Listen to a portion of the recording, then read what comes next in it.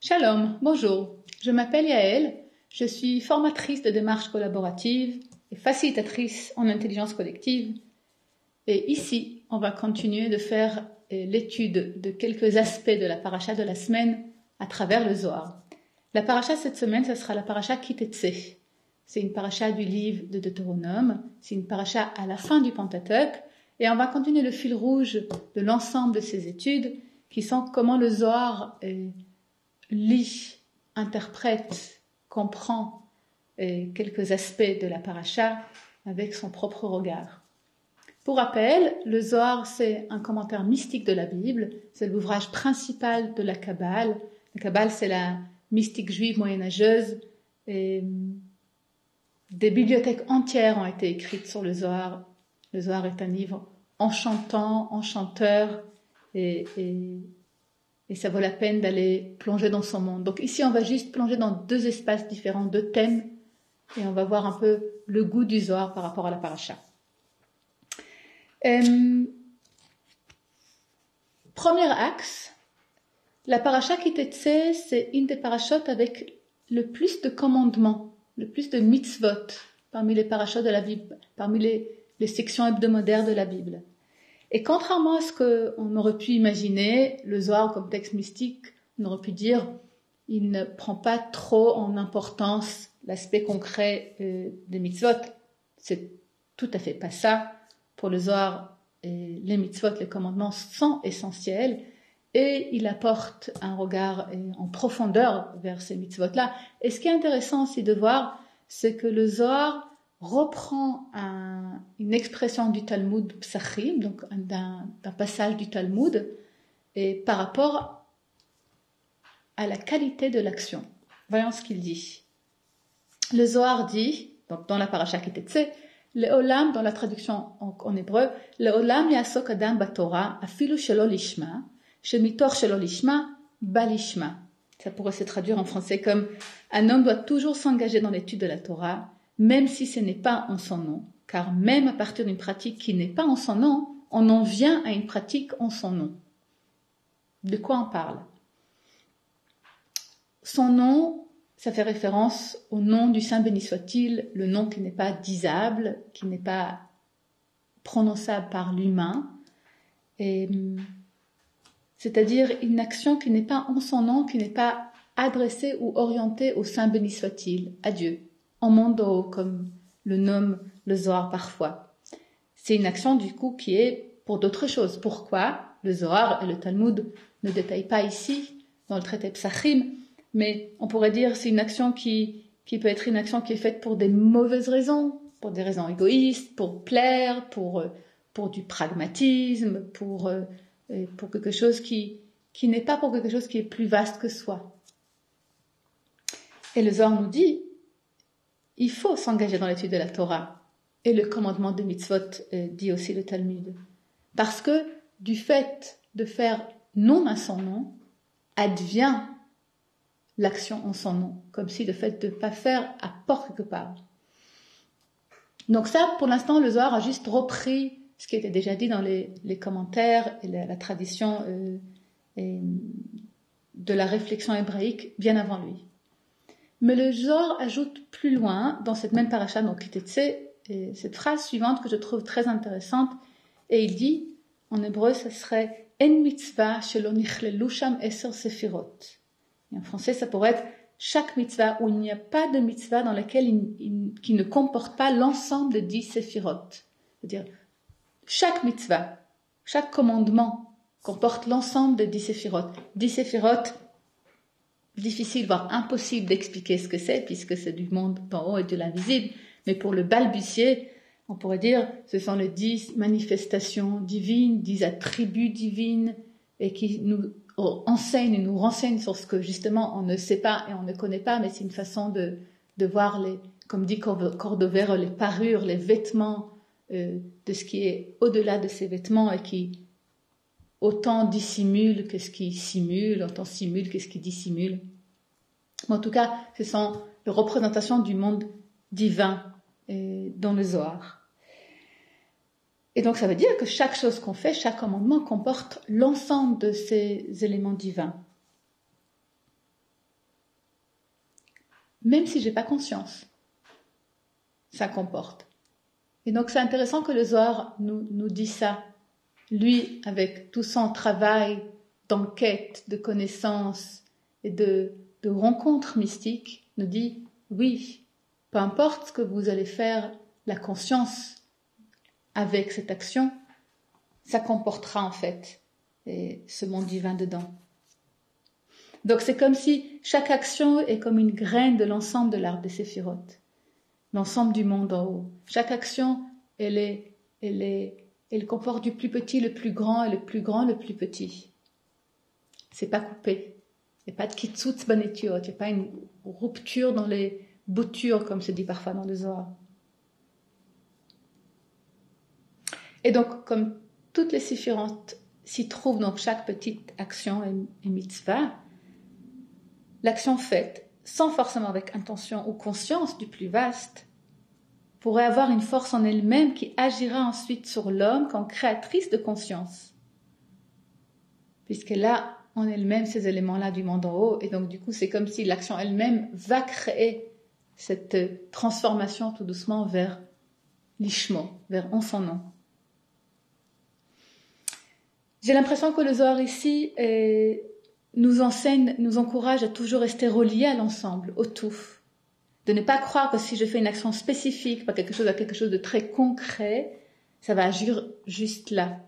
Non, ça aura une répercussion bien plus vaste sur l'ensemble du visible et l'invisible. En fait, le Zohar nous éduque à un travail concret, à se relier à l'unité, et aussi un travail à l'humilité.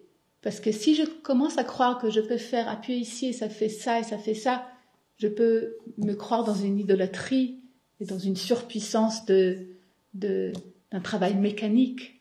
Mais non, chaque action, elle revêt le tout et moi je n'ai pas les clés précisément de tout.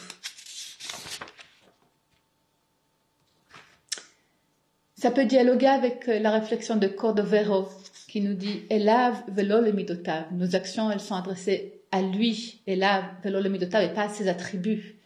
Je ne suis pas en train de pouvoir orienter, je reste vers le 1. Donc le Zohar, même s'il développe tout ce panopsie magnifique de l'arbre des séphirotes, nous enseigne toujours et encore de retourner et d'être dans l'unité du 1, et du 1 est plus vaste et plus grand, du Ein Sof, qui réside à l'intérieur intimement du monothéisme. Voilà, c'était du coup le premier axe de ce regard du Zohar sur Mitor Shelo Lishmo, Balishmo, non en son nom, vient en son nom, à travers sa lecture de En Mitzvah, Shelo Nichlelu Sham Eser Sefirot. Il n'y a pas de commandement dans lequel il n'y a pas eu 10 séphirotes qui étaient intégrés et qui comporte du coup un nouvel éclairage et avec cette touche mystique de tout est dans le 1, les 10 séphirotes dans chaque petit commandement et qui apporte elle-même vers le lishmo. Deuxième partie de cette étude est sur ce verset suivant du Deutéronome. Ki kach ish isha chadasha lo yetze batzava velo ya'avor alav lechol davar naki yeh leveito shana achat vesimech et ishto asher lakach. En français, si quelqu'un a pris nouvellement femme, il sera dispensé de se rendre à l'armée et on ne lui imposera aucune corvée. Il pourra vaquer librement, il sera pur, naki, dans sa maison à son intérieur pendant 1 an et rendra heureuse la femme qu'il a épousée. Donc c'est aussi un verset de la Parashat Ki Tetzei et voici ce qu'il dit le Zohar dessus. Le Zohar va reprendre d'abord le début de ce verset et après il va dire que l'homme il doit passer 12 mois pour traverser les 12 mois de l'année parce que chaque mois est comme une des dames qui accompagne la mariée. Et donc, lui, le mari, le jeune marié, doit vivre les 12 mois pour que lui, il puisse être traversé par l'ensemble des dimensions du féminin de sa femme et que elle, dit un des commentaires du Zohar, puisse aussi être traversée par ces dimensions-là. Comme s'ils ont besoin d'avoir toute une traversée commune d'un chemin en tant que jeune couple. Lui, il a besoin d'avoir le féminin de sa femme, de ses 12 mois qui sont comme ses dames, et elle a besoin d'avoir cette dimension à la fois du féminin et du masculin à travers ce cycle de l'année. Ce qui est très intéressant, c'est que le Zohar le comprend effectivement au sens symbolique, parce que quand il parle du marié et de la mariée, de l'époux et de l'épouse, on sait aussi tout de suite qu'il parle de Malchut et de Tiferet, de deux dimensions de l'arbre de Séphiroth. Et donc c'est comme si le Zohar nous enseigne que Tiferet, lorsqu'il épouse Malchut, il a besoin d'un cheminement pour pouvoir arriver et résider auprès d'elle. Et il a besoin d'un cycle de 12 pour ça. 12 tribus, 12 mois, 12 symboliques d'un temps. Et c'est intéressant qu'il a besoin de tout ça avant d'aller à l'armée. C'est comme si, et il a peut-être besoin d'être ancré, incarné dans le monde d'en bas avant d'aller dans une action qui pourra l'amener dans une grande dépassement de soi, parfois une action virile et violente qui peut, suite à l'élément groupal, dévier.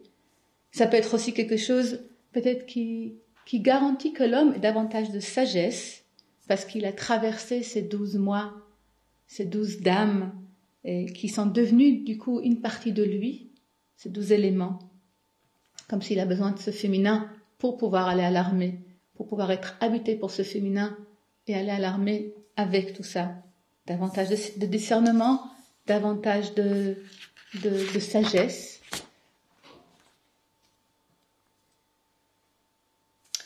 Dans le Deutéronome, quelques chapitres avant, il est dit effectivement, on parle de nouveau de ce principe-là et on parle de 3 conditions qui doivent être remplies pour que l'homme puisse aller à l'armée.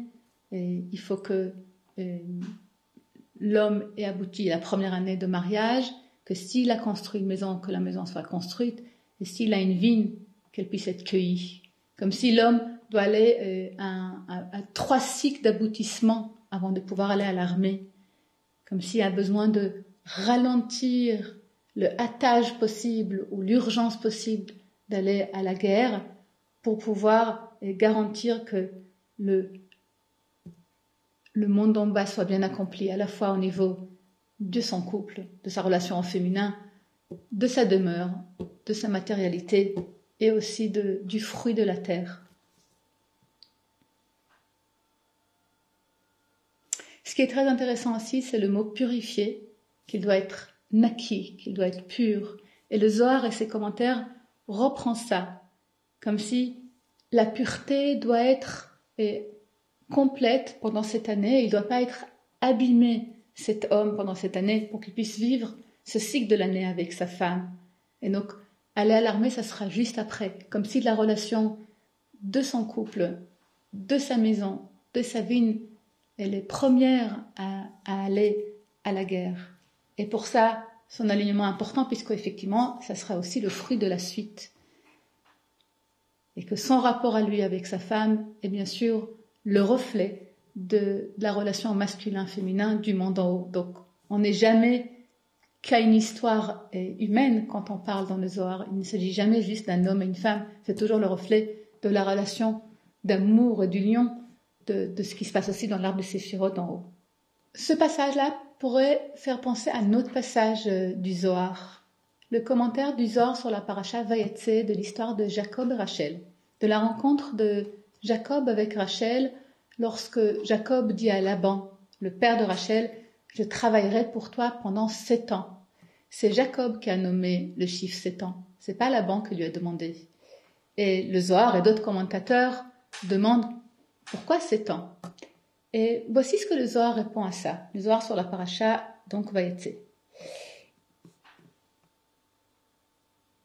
Il s'agissait, selon la sagesse, car la lune a l'âge de 7 ans, et les 7 ans d'en haut purent s'installer sur Jacob avant qu'il épouse Rachel, de sorte qu'il s'établisse auprès d'elle impeccablement. Jacob les prit donc tous d'abord, ensuite il vint vers elle afin que lui se retrouve ciel et elle terre.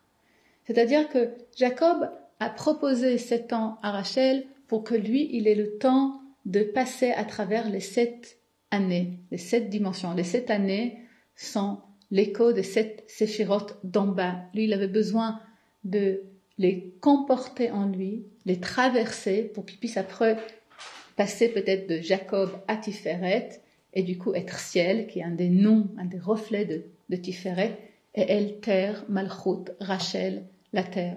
C'est-à-dire que lui, il avait conscience quand il a proposé les 7 années, il avait conscience de ça, et il a proposé les 7 années pour son propre chemin d'initiation, d'accomplissement. Et ce qui est intéressant dans le Zohar, c'est que ici on parle du fait que Jacob avait besoin de ce temps-là, non pas forcément Rachel ou Malchut, mais c'était le besoin de Jacob pour se parer, pour qu'il vienne, comme c'est beau dit. Jacob les prit donc tous d'abord, ensuite il vint vers elle, afin que lui se retrouve ciel et elle terre. Donc il a pu du coup venir avec tous un en lui, grâce à ces 7 années. Et donc on a dans le passage de Kitetse dans le Zohar une traversée de 12 mois, d'une année de ces dames qui accompagnent la Malchut, la mère d'en bas, la mariée. Et ici, dans la paracha Vayetse, dans le Zohar, avec l'histoire de Jacob et Rachel, on a les 7 années qui sont aussi des éléments qu'il faut traverser. Ça pourrait parler du fait que voilà, les années, le temps, les mois sont des espaces symboliques qui reflètent aussi la présence divine et qu'il faut vivre et il faut être. On ne peut pas faire l'économie du temps, on ne peut pas faire le fast-fooding et en un clin d'écran à y arriver. Il faut avoir ce temps-là qui sont dans l'ouvrage de l'homme à faire. Parce que le temps, il est comme un miroir du monde en haut. Le temps est comme le regard concret que le monde en haut porte vers le bas. Et donc il y a besoin de se charger de ces étincelles à travers toutes ces fractions de secondes, minutes, heures, semaines, mois, années. Et que ce temps-là, c'est un temps qui peut être engrangeant de sagesse et d'introduction au monde en haut. Ce passage-là dans Kitetse me fait penser à autre chose du Zohar, un autre élément très intéressant. Et le Zohar sur la paracha est mort. Et donne l'invitation, la demande du Saint béni soit-il, du masculin d'en haut vers le féminin, et il dit d'abord en hébreu Petrili petach, ke pitro shel machat, vani iftach lachem sha'arim elyonim. En français, ça pourrait être ouvre-moi une ouverture aussi petite que le chat de l'aiguille, et je vous ouvrirai les portes d'en haut. Car mes fils n'entrent pas chez moi, mais en toi. Tu es l'ouverture pour m'y entrer en toi. Si tu n'ouvriras pas ton ouverture, alors je suis fermée et ils ne me trouveront pas. Un passage pour lequel je remercie Hadassah Fruman, parce que c'est elle qui nous l'a enseigné il y a quelques années, comme la vulnérabilité du monde en haut, la vulnérabilité du Saint béni soit-il qui dit « Moi, je ne peux pas avoir une action dans le monde en bas si vous faites pas la première action. Si vous n'ouvrez pas une petite ouvrante, même comme le petit chat de l'aiguille, moi, je ne pourrai rien faire. Mais si vous ouvrez le tout petit, kepitro shel machat, petite ouverture comme le chat de l'aiguille, là, je pourrais ouvrir des portes célestes énormes. Mais si vous ne le faites pas, moi je ne peux rien faire. Donc c'est vraiment l'invitation à l'action d'en bas, à l'action du monde en bas qui est ici vu dans sa féminité par rapport à la masculinité qui peut être puissante du monde en haut, mais qui est dépendante et qui du coup est vulnérable par le monde en bas et qu'on a besoin de ça. Et donc ça peut encourager à faire et ça peut être un écho effectivement au premier passage. Personne d'autre pourra le faire sauf l'homme. Et le Saint béni soit-il est dépendant de l'homme. Pour conclure, dans cette petite étude sur la paracha Kitetse et le regard zoharique dessus, avec quelques échos d'autres parties du Zohar, Ce qu'on a pu voir ici, c'est que l'action de l'homme, de l'humain, est essentielle et indispensable. Le monde en haut, le monde céleste, le monde divin, ne peut rien faire concrètement si l'homme n'agit pas en premier. Le monde en haut a besoin pour ça de l'homme. Et même une toute petite action, un tout petit mouvement peut amener des grandes ouvertures de portes. Ouvre une porte même tout petit comme le chat de l'aiguille. Et ça pourrait faire penser à l'histoire amazonienne du colibri. Vous savez, le colibri qui continue d'apporter de l'eau goutte à goutte quand le feu consomme la forêt, et il dit peu importe, je continue d'apporter mes gouttes, même si je ne pourrais pas sauver, je fais ma part. Et ça fait faire penser aussi à un hadith, un commentaire musulman qui est très beau aussi, qui dirait quelque chose comme si la fin du temps venait à survenir, alors que l'un d'entre vous tenait dans sa main une plante, alors s'il peut la planter avant la fin du monde, qu'il le fasse.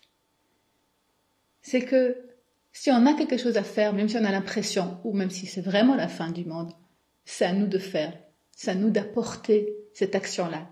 Merci d'ailleurs à Johan et Mélissa pour ce beau hadith.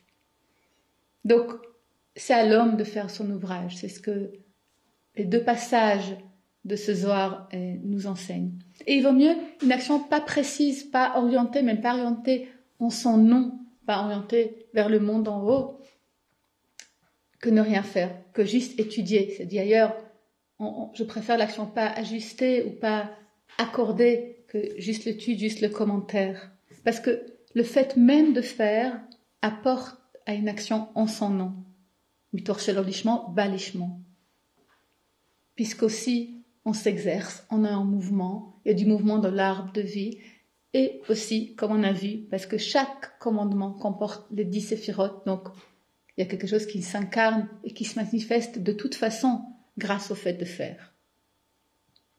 Et on a vu aussi que l'espace-temps est un espace symbolique qui est le reflet, qui comporte aussi le monde en haut, et qu'il faut le traverser, et qu'il y a la sagesse du temps long et du temps cyclique, le cycle de l'année, le cycle du mois, le cycle de la semaine. Et il faut vivre ce temps-là pour se remplir de ce que la sagesse des séphirotes, la sagesse du monde en haut peut apporter. Il n'y a pas de raccourci. Comme le nouveau époux doit être une année avec sa femme pour qu'il puisse aller et affronter la guerre sans perdre peut-être sa sagesse, son discernement. Comme Jacob a dû travailler 7 ans pour se remplir de 7 séphirotes de sagesse de Rachel, avant qu'il puisse pleinement rencontrer la Rachel terrestre qui comporte elle-même les dimensions de Malchut. Eh bien, pour finir cet enseignement, j'espère que nous puissions ouvrir une porte, même toute petite, comme le chat de l'aiguille, et planter la plante que nous portons dans nos mains, et discerner avec sagesse l'ouvrage de vie. Amen.